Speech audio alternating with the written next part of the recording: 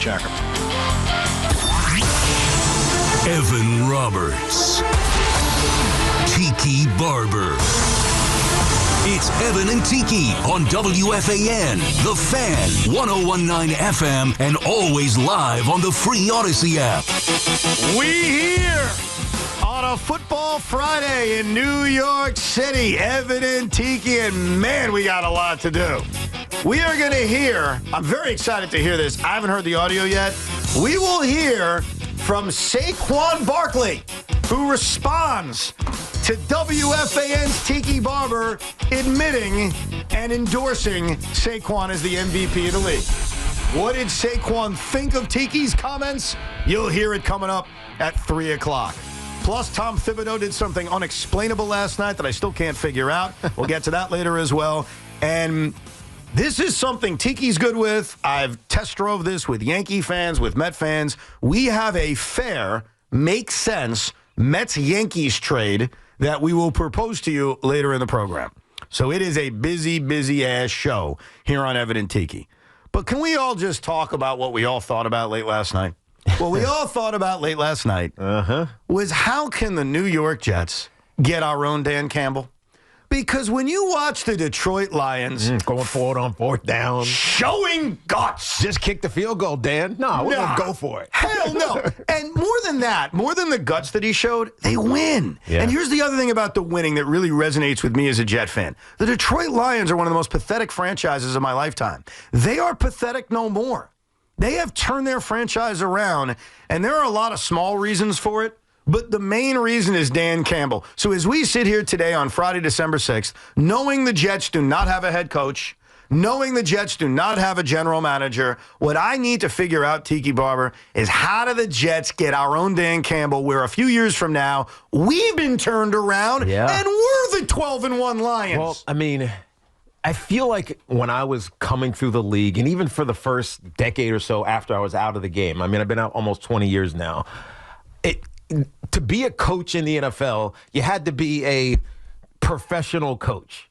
And I remember always thinking, man, how do baseball players, catchers or whatever, retire and then like 2 years later, they're in a dugout somewhere? Right? Why in baseball, even in basketball, do you see former players becoming and pursuing and climbing the ladder pretty quickly to become head coaches, but you never see it in football?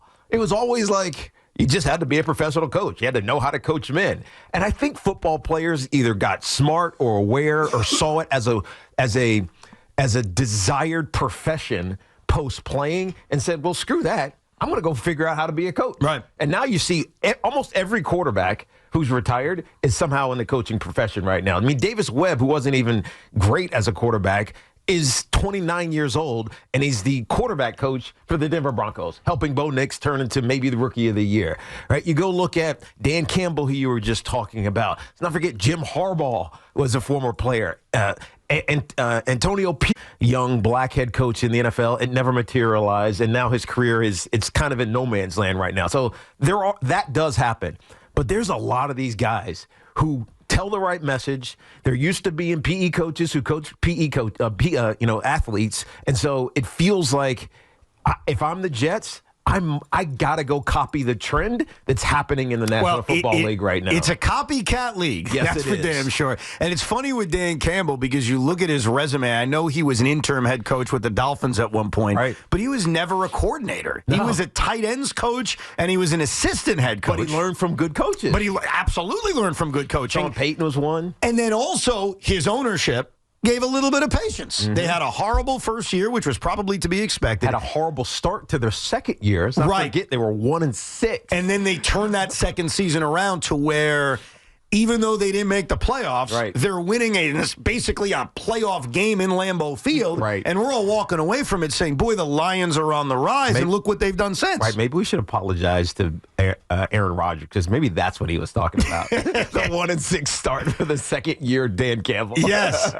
All I know is I'm jealous. And I think a part of why the Lions kind of resonate with me more than any other team is that they were pathetic. Like, we forget about this, or maybe we don't. But 2 years ago, 3 years ago, the Lions were the Jets. They were a rudderless ship that had gone through a million different head coaches and a million different quarterbacks and had no success. Didn't they have a winless season? Yes, they did. Marty Morningwig, I think, was their head coach that year. They had a winless season. Like, even the Jets haven't had something like that. So you see what the Lions have accomplished. You see them winning last night. You see the gutsy decision to go for it on fourth down. You see Dan Campbell, leader of men, giving WWE promos to his players after wins and before games. And you look at this, and as a Jet fan, you can't help but say, how do I get that? Right. And you're telling me that maybe the secret sauce that the Jets and other teams have to use is to stay away from that young, brilliant-minded, young, hey, he's the next great head coach, and kind of fall in love with the guy who did it, the former NFL player. And there's a few of them out there. Jared Mayo. Well, has he been good so far? He hasn't, but he's head coach. And so it is what it is. We'll see. He's got a crap team right now. But D'Amico Ryans is a great example. D'Amico Ryans came right in. And made the playoffs. And I know we talk about him in a different context because he's already coached before, but Mike Vrabel. Mike Vrabel goes out there and pretty early on has great success with Tennessee. Yep. So is it getting the former player?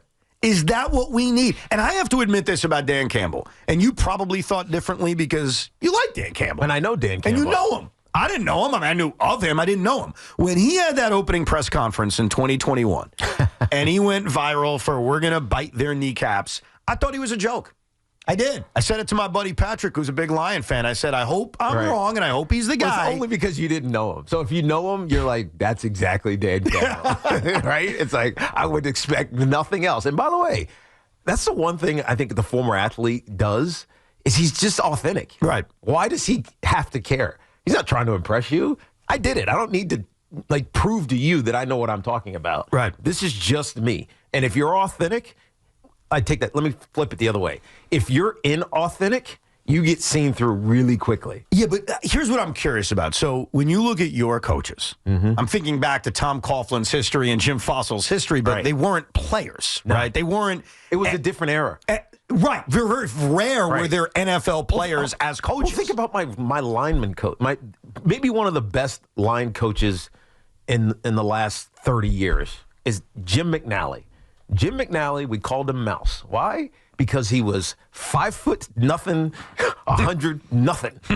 I'm serious. He's 5'6", 5'7", 150 pounds soaking wet, and he coached the hell out of the offensive line. Like, they knew exactly what they were doing. Right. We had some great offensive lines in that era. Some of them were old, the Stoney era, Ron Stone era, Glenn Parker, Lomas Brown. But then it flipped into the Rich Soyberg and the David Deals and the Chris Sneeze, Kareem McKenzie. It flipped into that era. And he was fantastic, right?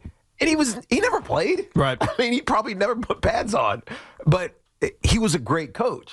And so I think it's shifted. That was the era in the Jim Fossil, Tom Coughlin era where you didn't have to have been a player to be a great coach. Now I feel like there is this disconnect sometimes with these young athletes getting coaching from someone who hasn't done it before. Yeah. Do you think it would have changed your career if you were coached by a guy that played? No, because I had a really good career and I wasn't coached by someone who played. Right, that's what I'm saying. I mean, so wouldn't it make any difference? Running back, Gerald Ingram played running back in college. Right. So he knew the position. Well, there are a lot of guys like Brian Flores, a guy that I'm very enamored for the Jet job, played college football. He played at BC, but he never played in the NFL. And I think you have a lot of that with, like, Eric Mangini, I think, played college football. Did he play at, like, Wesleyan or Wesleyan, whatever that name is? What we're talking about now are guys that did it at a high level. Oh, seeing Tom Coughlin, who at some point in his life will go to the Pro Football Hall of Fame, help coach you to 2 Super Bowls. You've seen it. I haven't really seen good coaching. And this franchise is so desperate for it. And maybe I'm naive for saying this, but I look at this Jets team as they get set to play the hated Miami Dolphins on Sunday. And as I think back to why this season has gone so badly, to me it starts with coaching.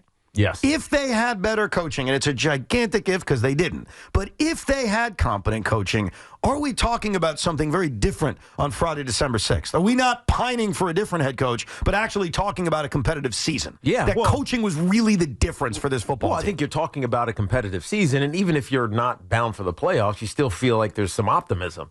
Right now, it feels like, dude, we got to start over everywhere. Yeah. And that's a hard place to be in as a fan. No doubt. But I think what you said about players coaching and my desperation to win does lead us to who has now become the obvious number one candidate for the New York Jets, and that is Mike Vrabel.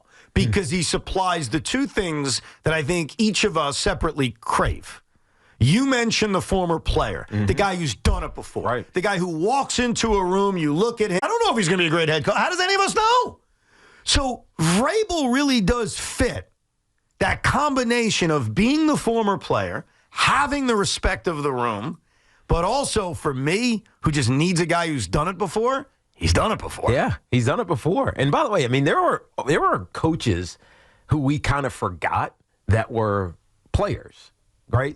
Think about Jeff Fisher. He was a player. Yeah. Herm Edwards. He was also a player. Older Giant fans will never forget that. Right, you know what I mean. Gary Kubiak. Yeah. He was a player. Right, He was in part of a bunch of Super Bowls. And so it feels like they were so distant from when they were playing. Yeah. Whereas now it feels like, I don't know, Kellen Moore could be a head coach sometime soon, especially doing what he's doing with the Philadelphia Eagles. Right. And what their offense and their run game and everything else looks like. So it feels like it's happening really quick. You don't have to become a professional coach before you become a coach in the league anymore. There are times, and I've made this comment before, and you'll probably hear me say this in late January when the Lions are in the NFC Championship game, where I become a bitter, jealous man, where I look at the Detroit Lions and say, I don't want them to win a Super Bowl because it reminds me of my desperation, and I get jealous that the Lions are going to see a Super Bowl before the Jets are. And that makes me a small, bitter man, and I freely admit that I raise my hand. And that will be my opinion come late January. But on a cold December night, as the Lions were winning that football game, the Lions didn't give me jealousy. They didn't give me depression. They gave me hope. Because they being this is a reminder and proof that we can be them too. Because the Lions being the premier team in the NFC, if I went back in a time machine and said that 4 years ago, you would have laughed me off the radio. It would have sounded like the most ridiculous thing in the world. So when I see Jared Goff and I see Dan Campbell and I see the Lions' success, at least last night and today, it gives me hope. It gives us all hope that this awful garbage football that we have been watching on cycle for so long can change at any moment as long as you find the right guy. Later on, and Tom Thibodeau did something that is just unexplainable and nobody in their right mind can defend. We'll get to all of it over the next 4.5 hours.